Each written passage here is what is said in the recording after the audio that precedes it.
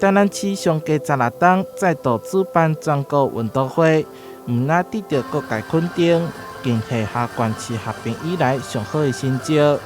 27面金牌、34面银牌，含38面铜牌，总共99面奖牌。这幕后上大的功臣，就是台南市体育局。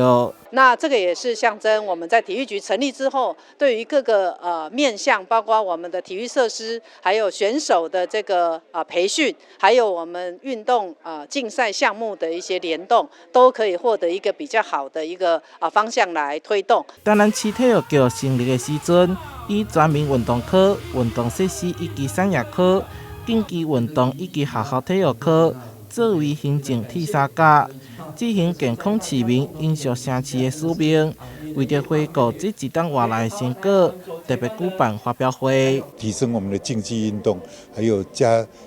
快脚步推动我们的全民运动。另外呢，然后来精致我们的运动场馆。另外还有就是做好国际体育交流。第132年，体育局积极办理各项运动赛事，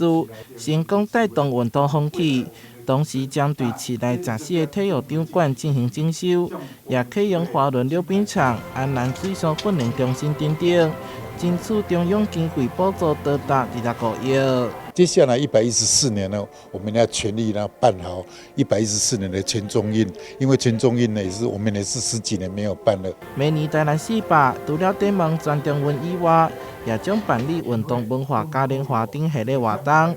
加强推动运动风气，同时带动观光效益。体育局未来将持续做全民运动的发展，以及选手的培育，要甲台南市打造成运动大城。台南新闻社会采访报道。